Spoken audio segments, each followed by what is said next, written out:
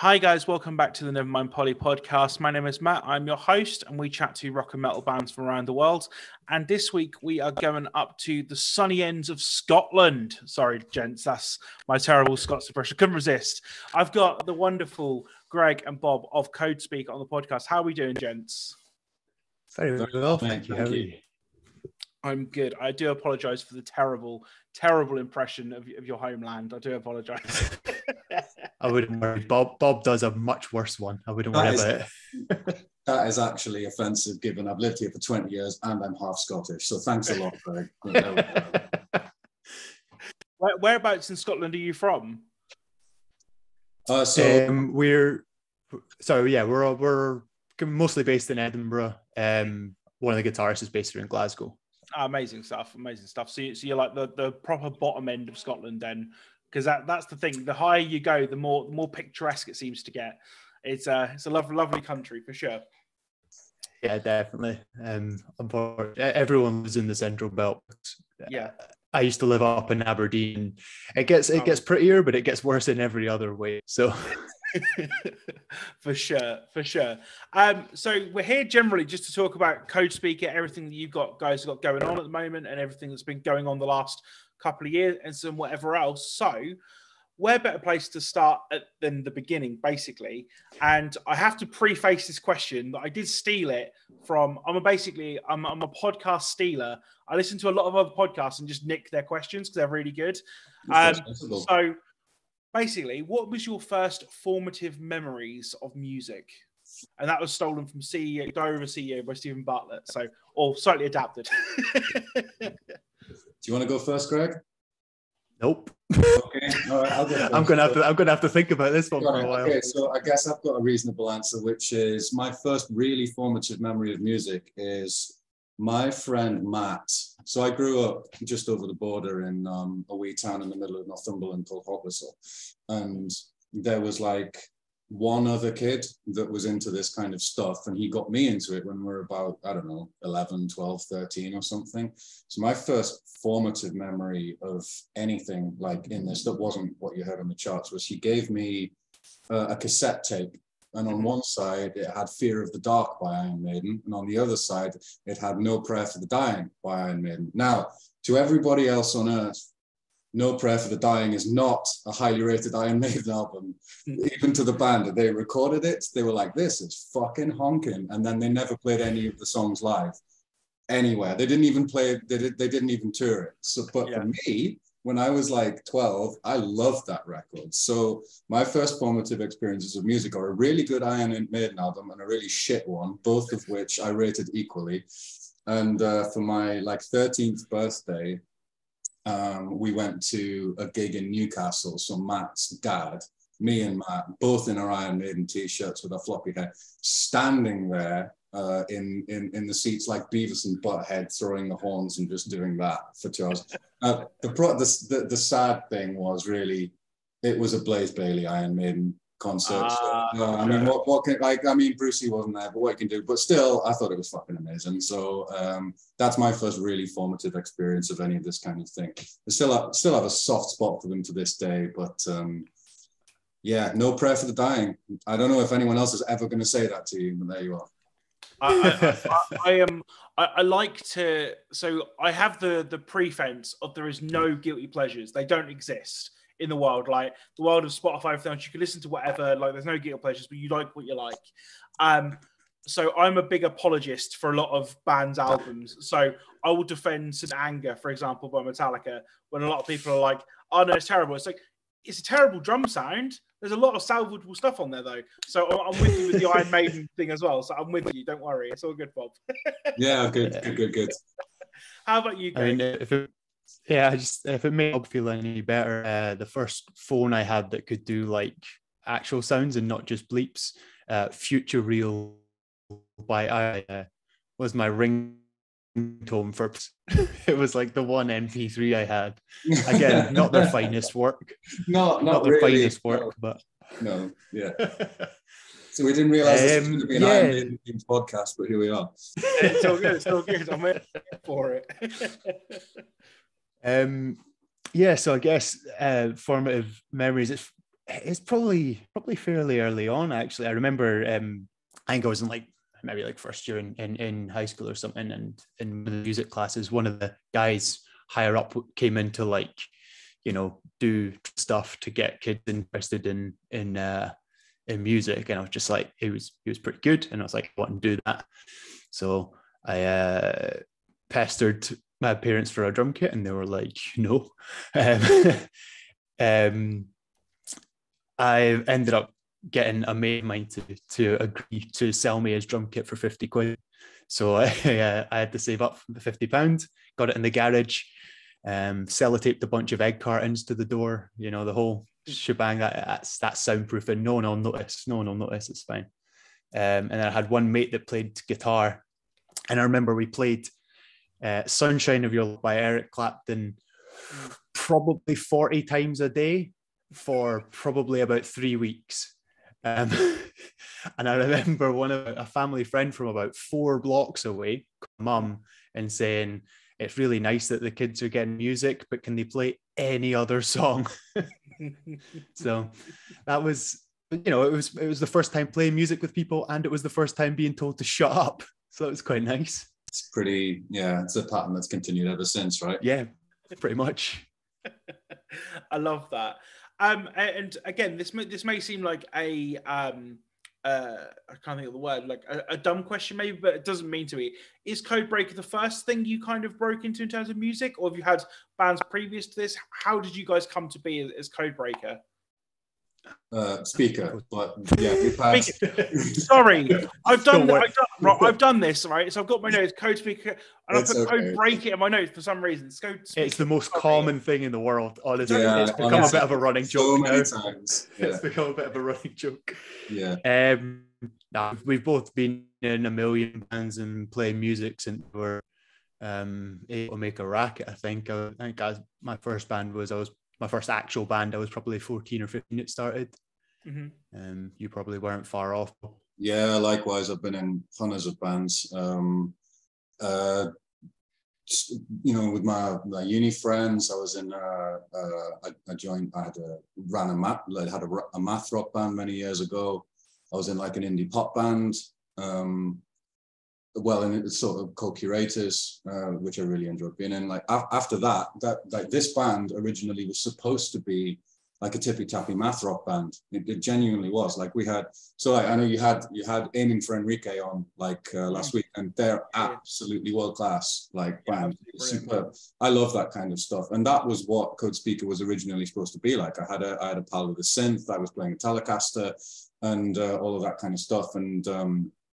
You know, the first sort of iteration of this was that, but then it did not stay that for very long, as you can hear, and so it kind of morphed into this sludgier, doomier sort of thing. But yeah, I've been in bands forever, like I don't know, 20 years or more, just too dumb to quit, basically. Yeah, absolutely. I love that. So I guess obviously you've been in a lot of bands for a long time. Does writing / sort of recording thing come naturally to you guys? Is it kind of a natural thing, or is it kind of not a forced thing, but kind of like, okay, we've got to get in a headspace of writing? Because some people like have the live environment and they're just bang straight on stage, lovely, and other people have to go, right, we need to sit down and write. How do you guys find that process? I hate it. It's the second one, right? It's definitely like, so there's a running joke. So some bands are very much like the Billy Corgan model, right? Like I write everything, you come in and you play it. But like our internal joke name is we call ourselves the Democratic People's Republic of Codespeaker, because everything is majority votes. So like there's 5 of us, if there's 3 votes, that's what happens. So when we're when we're writing and when we're practicing, like we'll go in and we'll say, okay, right, look, we've got some ideas for a song. We're gonna hash it out. You know, we bounce things back and forwards we use Reaper as our DAW. We bounce things back and forwards in projects and write on, and then we come in and then we do like crit sessions, if you like, when we're writing. And we'll say like, none of this is personal. You need to say which bits are terrible. You need to say if we need to dump the song. You need to say if we want to tear it to bits and come back. And stuff has always ended up better for that. So it's very much not a free-flowing, natural thing is written, then we play it process. It's a brutal, bloody grind. Yeah, to get everybody to where they're happy with something. So, but actually, it's really good because it's like no chaff is allowed. If people don't like something, it goes in the bin. So I think it's, I think it's a good process, and it's definitely not like a natural, easy process. There's a lot of healthy and vigorous debate about what stays on, how it gets written, where it goes. Like, I don't even know how many times I've been to Greg. He's just been like, "No, you need to cut that in half. That bit's shit. Get rid of it. That sounds like fucking spine shank or something. What are you doing?" Like, so yeah, stuff like that.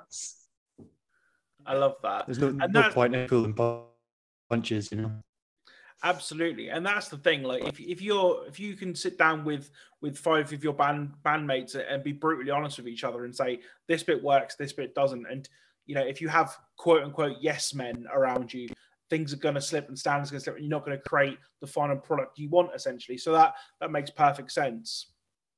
You guys have been getting a lot of love on sort of the socials and things like that. Most notably that I saw with Radio 1's Alex Holcomb giving you guys a play on her show. That's really cool, right? Because, with the best will in the world and the most love to you in the world, you guys are a difficult band to get into. Like, you would not expect Codespeaker to be on Radio 1 with the best will in the world, Like, mate. So, yeah, absolutely. Not as surprised as we are. Like, it came back, the note came back, and Alex was like, "Oh yeah, we're going to play you on Radio 1 on the rock show," and I was like, "What, really?" Yeah. Like, that was not why.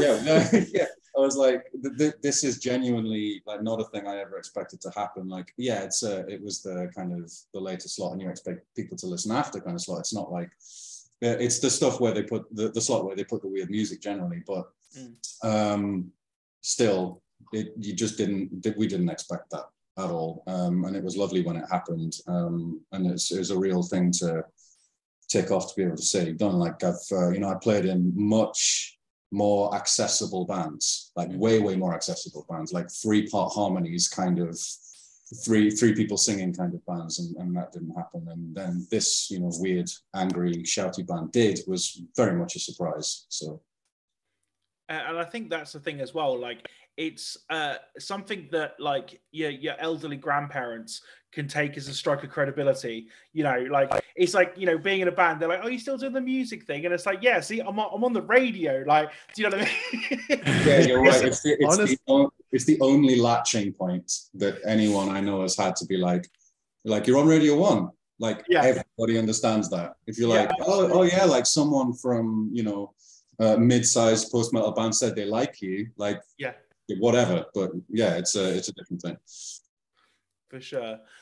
So I was going to ask, obviously you guys have been around the music industry and things in bands for a long time. Have you ever had the opportunity to meet your heroes?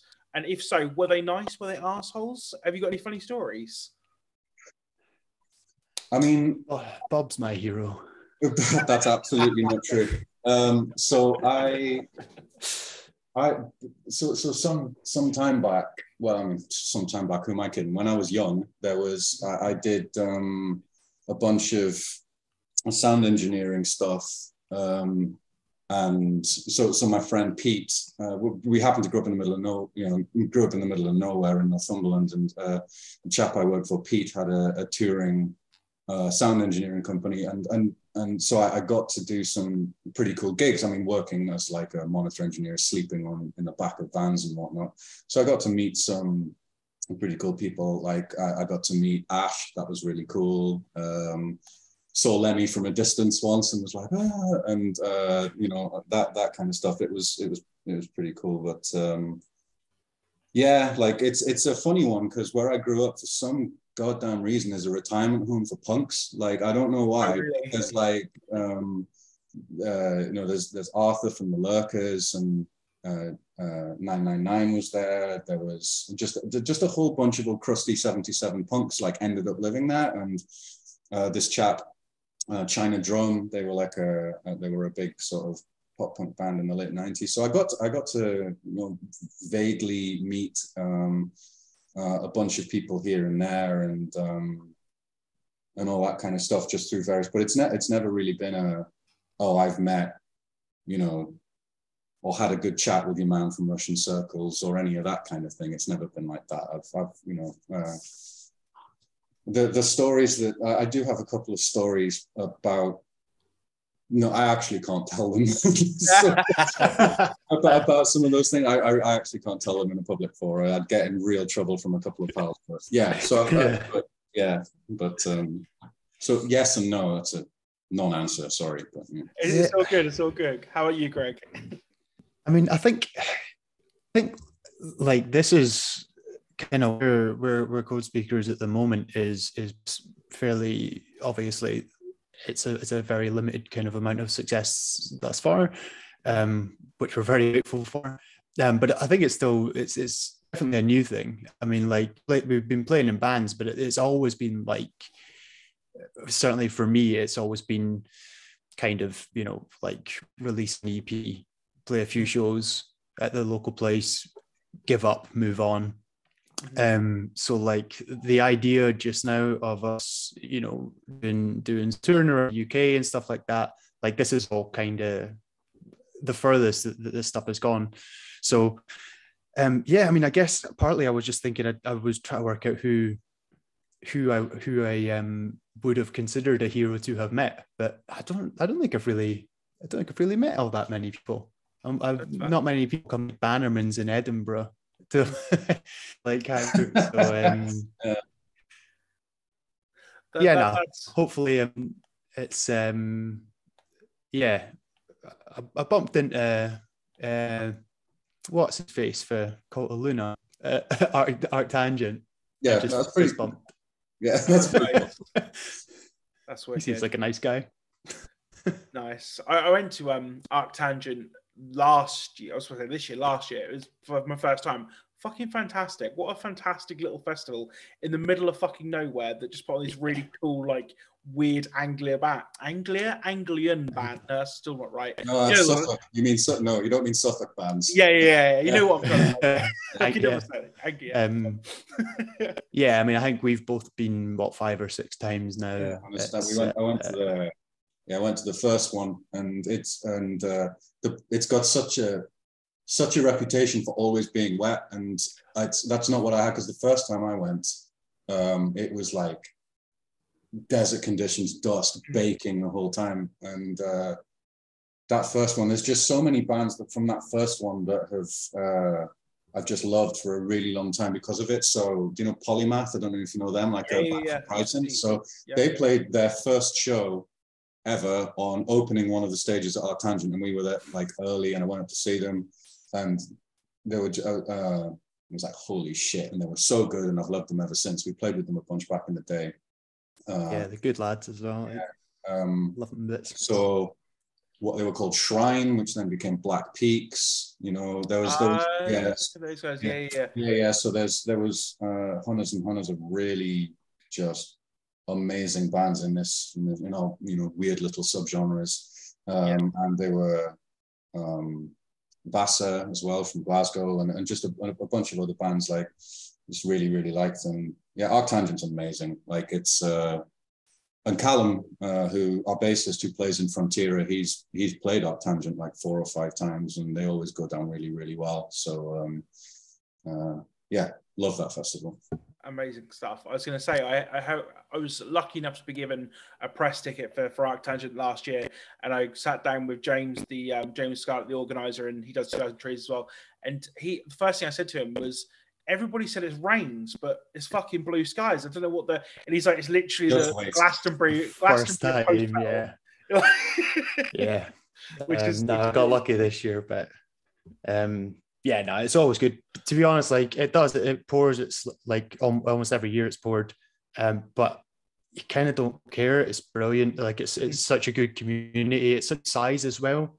Yeah. You know, it's not. You're not having to sprint to that stage through mud 45 minutes away and stuff. You can literally stand in between the stay. We'll just wander over and hear some stuff. You know, it's a really good way to like find music you don't know, and everyone's lovely, you know. So Absolutely. Speaking of touring and things, you guys are due to perform at the Red Cross Festival. Have I got that right? In Edinburgh, alongside a few bands I've checked out. That's really awesome. How do you kind of get into the headspace of before you hit the stage?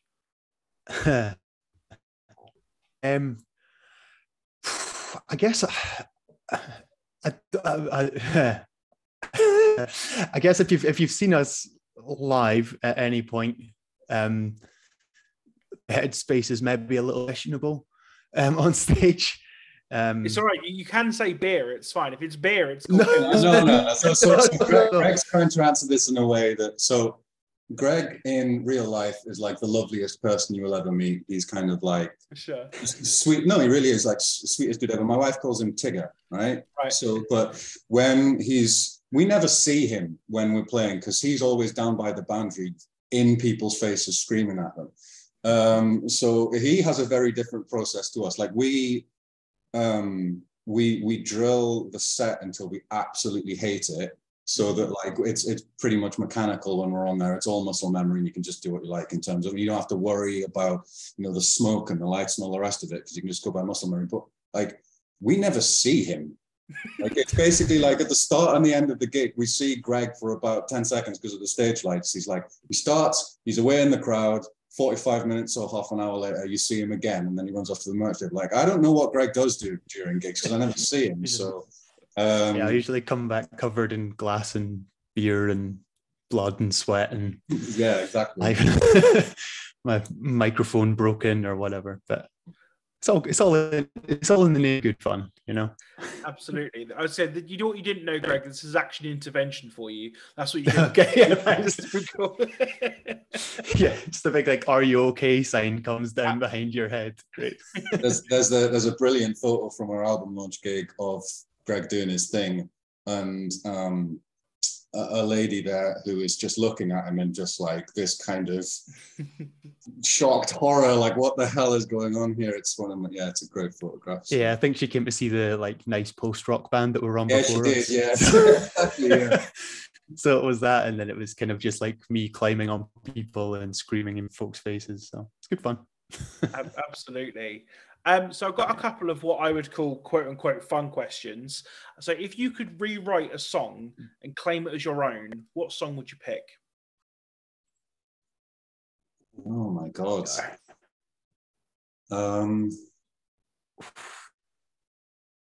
I would do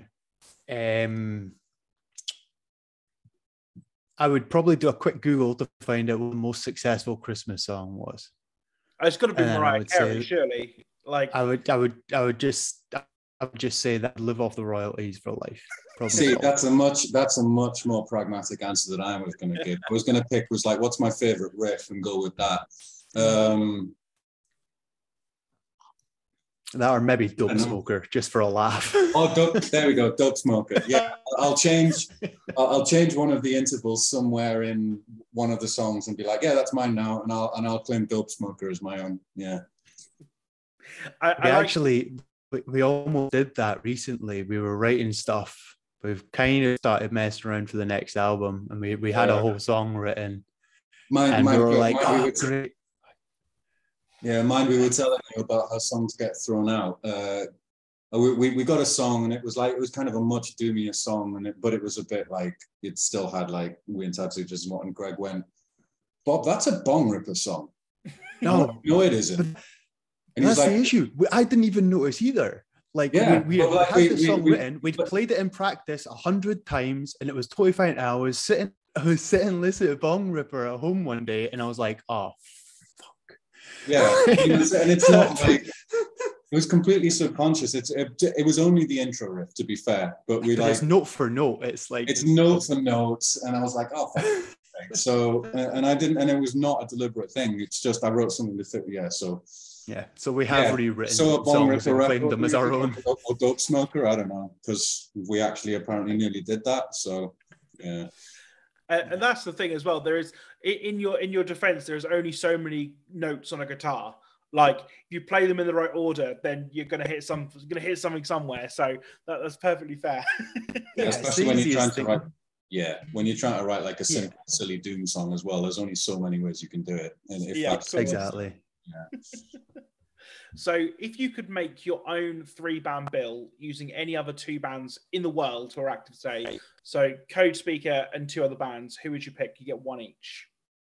Oh, jeez.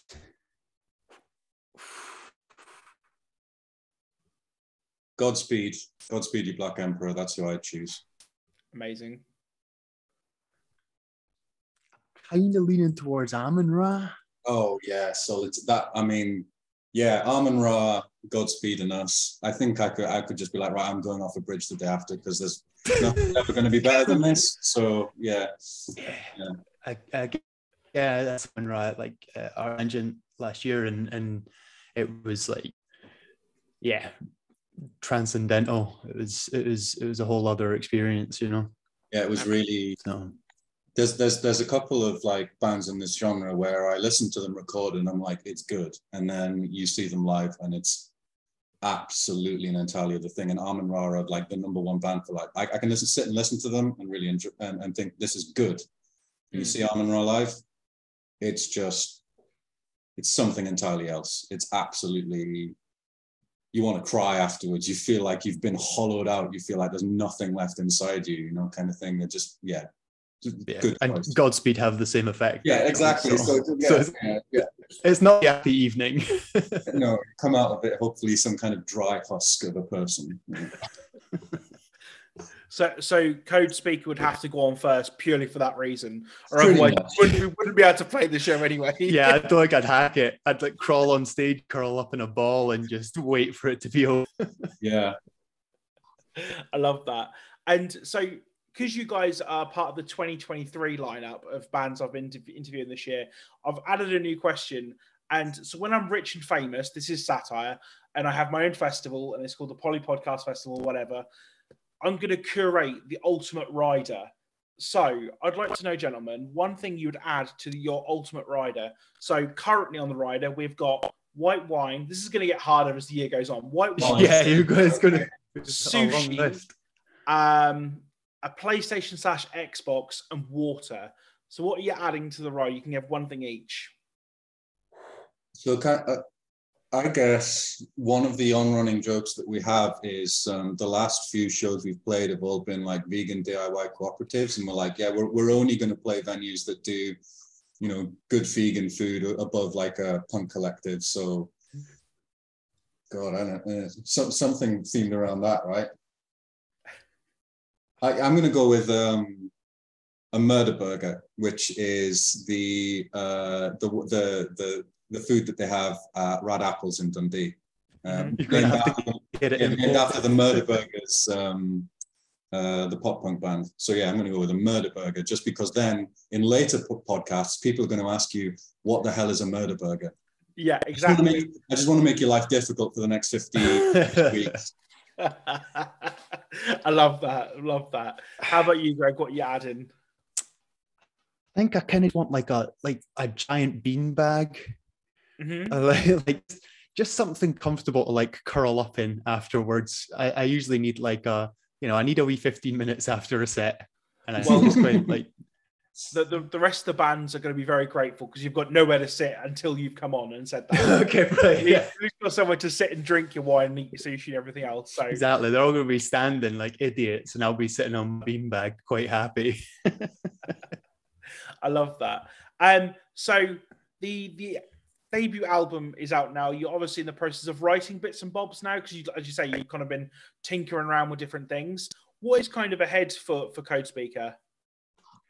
Writing wise, so we've got a lot of what's the most incredibly stereotypical thing that every single band says after they've finished writing their first album? Right. Well, we're going to go in a slightly different direction, become a bit more experimental, and add synths.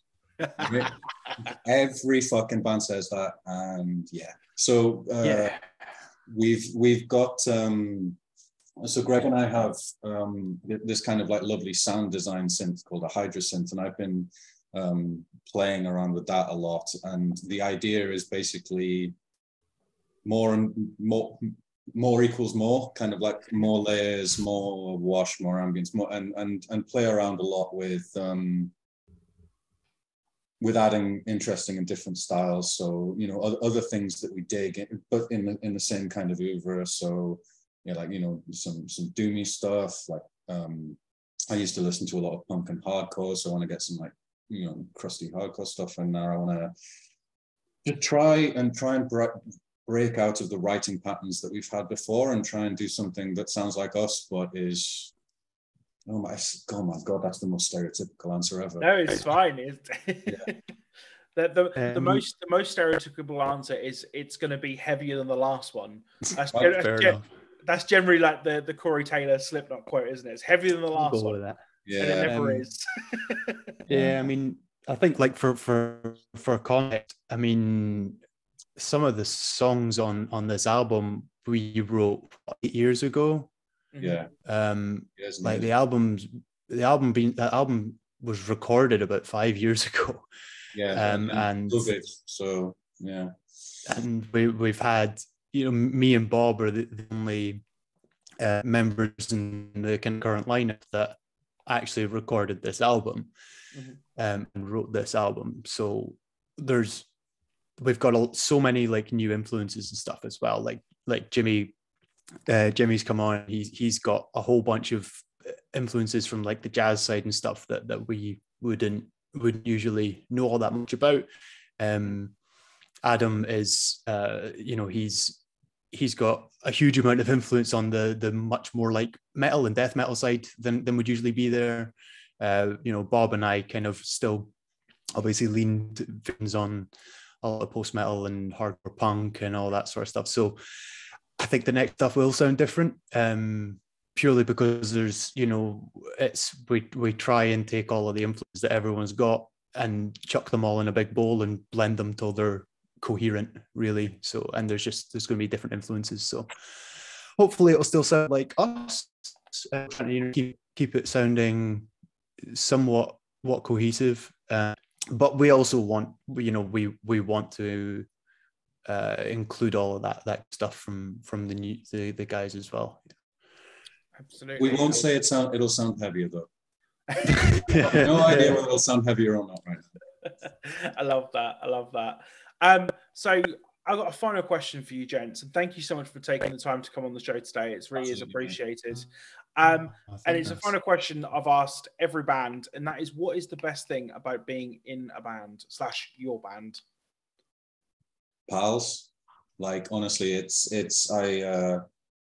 just really like being around these people. So so spending time with these people and like the modern world makes it really hard to make music and create art, because you're like, oh, job and all of this kind of stuff and blah blah blah blah blah, and this structure that makes you get outside of the, what's the nod called, the capitalist death machine, I can't remember, you know, the long psycho blah blah blah, that gets you outside of that for a bit and puts you in a place where you are with people that you really like or love, doing the thing that you want to do. That's my favorite bit of it. All the rest is a bonus, really. But yeah, I mean, I agree 100%. Like, I mean, realistically, over the last kind of few years, especially the last 5 years, having this album recorded and not being able to release because we've not had members to play shows, and then obviously with lockdowns and stuff like that, like there's been so many times that I've, you know, wanted to kind of just call it a day and be like, here, I'm getting too old for this, and this is, and then I just thought, well, to be honest, like if I do pack it in, like I'm going to be hanging about with guys anyway. So I may as well be yelling and making some loud noises with them if we're going to be spending time together anyway. So it's literally, it's you know, it's a way to just hang mates and if some cool music comes out of it, then it's a bonus, you know. Absolutely. Is there anything that you'd like to mention at the end? Anything you'd like to plug? Anything you want to say to people listening at home, watching on YouTube and various things? Oh gosh, I mean, our records out. Go listen to it on Bandcamp. we got a couple everywhere. Yeah. I'm everywhere, so I'm just picking my preferred platform of choice. We got 2 videos up on YouTube for our singles, Pyrrhic and Carthage. We're playing Edinburgh, Glasgow, and Dundee pretty soon, which you can find out on Facebook. And then later in the year, we'll be all over the UK. So if you want to come and see us play, we would love to play for you. So, yeah. Absolutely. And if you guys are coming anywhere near East Anglia, that general direction, there is beers in waiting for you for coming on the show, because it's greatly appreciated. Where are you in East Anglia? Because I'm Norwich. I'm as close to, I'm back close to Norwich. So yeah, but I can get to like Ipswich and all that kind of area. I can pretty much travel anywhere. So it's just in general, East Anglia in general. Like, I'm just saying, I said I was like half my family is Scottish before, the other half is from Suffolk. So amazing, nice for sure. So. That's fair. That's fair. Love that. Right, gentlemen, I'm going to let you crack on with the rest of your day. Thank you so much for joining us. This has been the Nevermind podcast with Codespeaker, with Greg and Bob. See you all soon. Thanks a lot. Magic. Take care, Cheers. Mate. Bye.